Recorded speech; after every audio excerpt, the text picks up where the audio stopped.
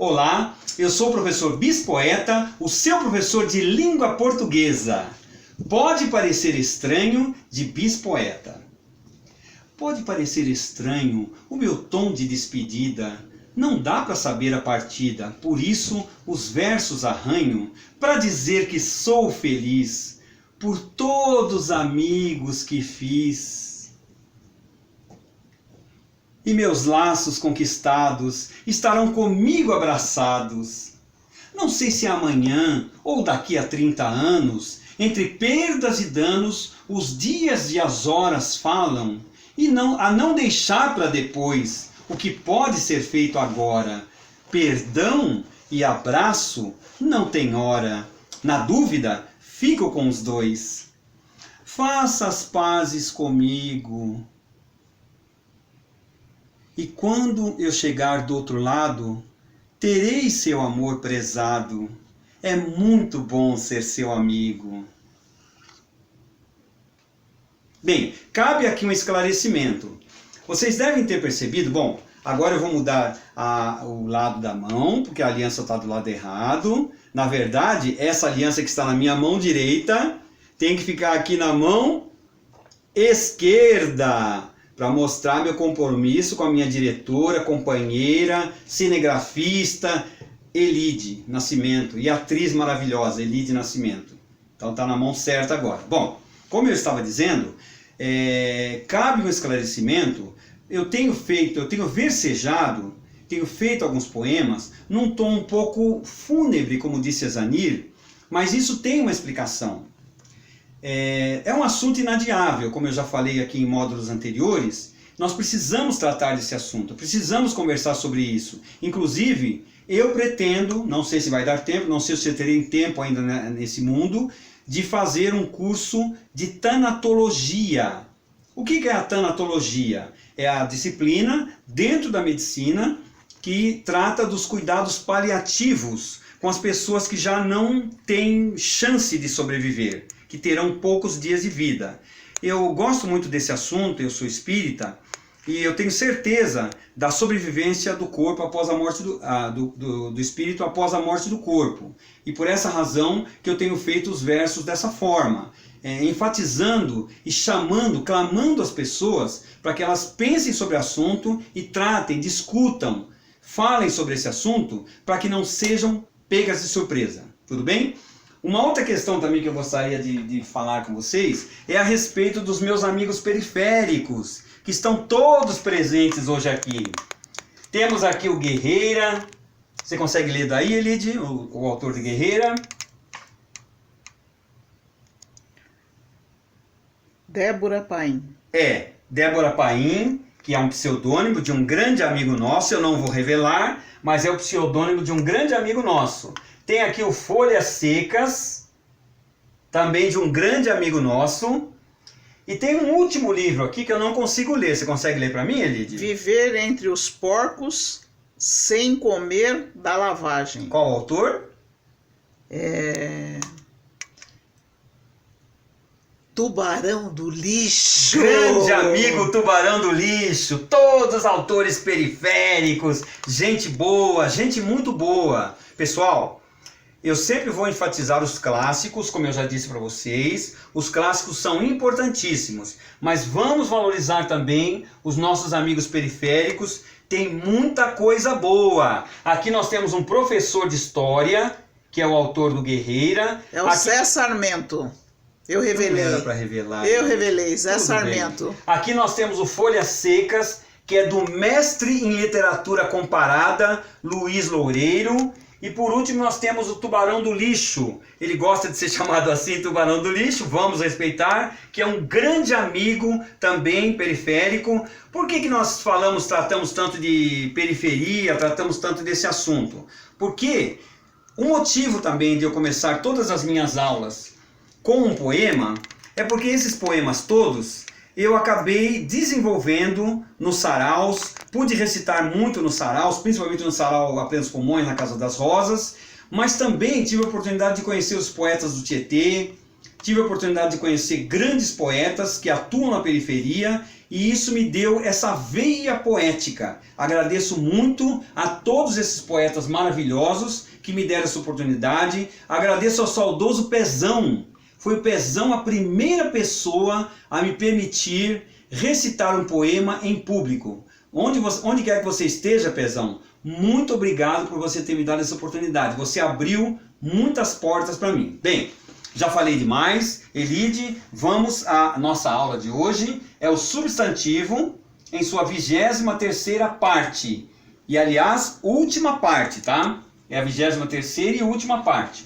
Toda palavra, parte da palavra ou toda unidade linguística de maior extensão, a oração e o texto inclusive, considerada materialmente como objetos substantivos, vale por um substantivo na metalinguagem. Assim, em João é oxítono, re é um prefixo, o hoje e o amanhã, o que temos são elementos significantes da linguagem primária, isto é, a linguagem cujo objetivo é a realidade não linguística, que se podem converter em nomes de si mesmos e, portanto, em substantivos, no plano da metalinguagem do discurso, isto é, a linguagem cujo objetivo é uma linguagem, ou seja, a metalinguagem é a linguagem falando dela própria, assim como o metapoema, que eu gosto muito, é o poema falando do próprio poema. Eu costumo versejar muito nesse sentido, usando o poema para falar do próprio poema. Isso se chama metapoema, e aqui ele está falando de metalinguagem. Vale dizer, no emprego metalinguístico, da linguagem. Em o não ou o ai, não temos substantivações de advérbio ou de interjeição, mas substantivos metalexicalizados. Nossa, essa quase que eu engasguei aqui, Elide. Metalexicalizados, ou seja, que foram colocados numa situação de metalexicografia. Tudo bem? Depois nós vamos tratar mais desse assunto. Em o dlindlão, que é o barulho que faz dlindlão, ele colocou como dlindlão, e eu falaria dlindron, mas tudo bem, vamos respeitar. Em o dlindlão dos sinos, acordou-me mais cedo. Ah, tá bom, vou repetir. Em o dlindlão dos sinos, acordou-me mais cedo. Não temos uma onomatopeia. O que é onomatopeia mesmo? É quando nós representamos em palavras o som de um objeto, o som de um animal. Por exemplo, se nós falamos o miau, nós estamos querendo dizer que é o som que produz o gato. O som que produz o gato é o miau. Perceberam? Se nós falamos o dlindlão, nós estamos nos referindo ao som que faz... Nós estamos nos referindo ao som que faz o sino. Então vamos repetir. O dlindlão dos sinos acordou-me mais cedo. Não temos uma onomatopeia. Já sabemos o que é onomatopeia. A funcionar como sujeito no exemplo dlindlão. Já não é uma onomatopeia. Repare-se que só o substantivo ou equivalente funciona como sujeito, mas o seu nome expresso por substantivo designativo do som que o sino emite. Então o dlindlão é a onomatopeia do ruído que faz o sino, tudo bem? Pausa para água. Hoje a pausa foi mais cedo, Elide. Eu vou ficar mais perto aqui, para que as pessoas possam ver uma das minhas produções. A palavra é ferramenta, tanto mata quanto alenta. Essa é uma das minhas produções. Eu chamaria esse poema de um poema minimalista. É um poema minimalista. Vamos à água.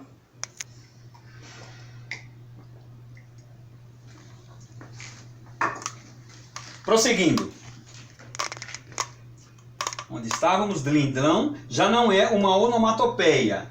Repare-se que só o substantivo ou equivalente funciona como sujeito, mas o seu nome expresso por substantivo designativo do som que o sino emite. É o que a escolástica chamava suppositio materialis, ou seja, uma suposição material. Isso está bem claro aqui, está escrito em latim, mas é bem claro, dá para entender que se trata de uma suposição material. Grafia dos nomes estrangeiros. As ciências, as artes, a cultura em geral e o contato intenso entre nações fazem circular uma multiplicidade de nomes próprios estrangeiros, quer antropônimos, quer topônimos. Antropônimos é o nome da pessoa, de uma pessoa, e topônimo é o nome de um lugar, tudo bem? A tradição literária, mais lusitana que brasileira, prefere, quando possível, aportuguesar nos antropônimos o prenome, deixando intacto o sobrenome. O primeiro nome aqui já está aportuguesado, tá? Então eu vou ler como ele sugeriu. Emílio Zola. Eu li Zola porque é um nome estrangeiro e eu sei que é essa pronúncia, tá? Emílio Zola. Ernesto Renan. Renato Descartes, que é francês, eu estou usando a pronúncia francesa, tá? Seria René Descartes. Antônio Meillet. Esse eu não sei se eu acertei a pronúncia não. Será que eu acertei, Lid? Meillet ou Maillet? Frederico Dias. Provavelmente é espanhol, deve ser Dias. Todavia, também é possível a manutenção integral do nome estrangeiro. Antoine. Ah, agora eu já descobri. É francês, Elide. Antoine Meillet. John Milton. Juan de Mena. Há outros tradicionalmente mantidos intactos. Você pode ler esse aqui para mim, por favor, Elide? Não pode. Tá bom, eu leio então. William Shakespeare. Johann Wolfgang von Goethe. Percebam que eu sei a pronúncia desse nome porque no curso de letras era exigido de nós que nós pronunciássemos os nomes dos grandes nomes que nós tínhamos que lidar ali com eles, tínhamos que pronunciar corretamente. Por isso que eu sei que Goethe é Goethe. Como está escrito aqui, escreve-se Goethe, mas a pronúncia é Goethe. Tudo bem? Se não quiserem errar em alemão, pronunciem Goethe. Giovanni Boccaccio. Veja que a pronúncia aqui escreve-se Boccaccio, mas a pronúncia é Boccaccio, também conhecido no Brasil como Bocage. Tudo bem? Wolfgang Amadeus Mozart.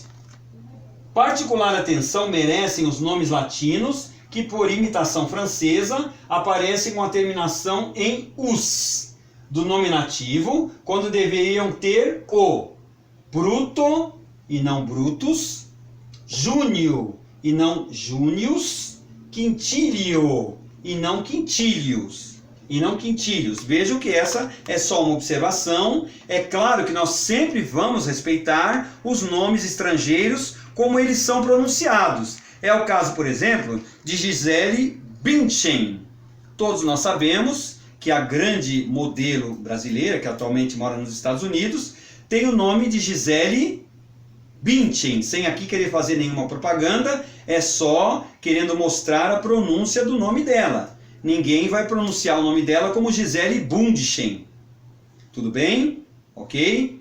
Agora, tem um detalhe com relação a esses nomes. O meu nome é Fernando. Em alguns lugares eu posso ser chamado de Fernando. Em outros lugares eu posso ser chamado de Fernando. Tudo vai depender do país em que eu estou. Se me chamarem lá nos Estados Unidos de Fernando, eu nem vou ligar, mesmo porque tem uma música muito bonita do ABBA que tem o meu nome. Tudo bem? Prosseguindo. As cenas de covas abertas não me impressionam mais. Sentimento ficou para trás. É hora de ter mentes alertas. Isso eu escrevi em função dessa situação que nós estamos vivendo, embora nós estejamos vendo tantas pessoas partindo, talvez essas mortes pudessem até ser evitadas, não podemos afirmar, mas muitas pessoas partindo, por quê? Aglomerações, pessoas que ainda estão negando, pessoas negacionistas, que insistem ou acham que são invencíveis e na verdade não são. O vírus é invisível e mata. Portanto, eu peço para vocês, usem máscara quando estiverem fora de casa, 2 máscaras até como está sendo recomendado pela ciência. Quando chegar a hora de vacinar, usem a vacinação, procurem os postos de vacinação e, por favor, mesmo depois da vacina, continuem usando máscara. Vamos seguir o exemplo dos nossos irmãos orientais que há muitos anos, muito antes de nós, já usavam máscara e nós não entendíamos por quê. Porque eles são vítimas de muitas síndromes respiratórias. E nós agora estamos vivendo na nossa pele o que é uma síndrome respiratória. Bem, chegamos ao final de mais esse módulo. Continue se inscrevendo no canal, continue dando seu ok, dando seu positivo, colocando suas opiniões, dando seus palpites, fazendo as suas perguntas. E não se esqueçam, eu estou no Google, é muito fácil me achar. É só colocar lá Bispoeta, tudo junto, Bispoeta, e com facilidade vocês me encontrarão. Já tenho mais de 400 textos publicados no Recanto das Letras. Muito obrigado, tenham uma boa tarde e sejam muito felizes.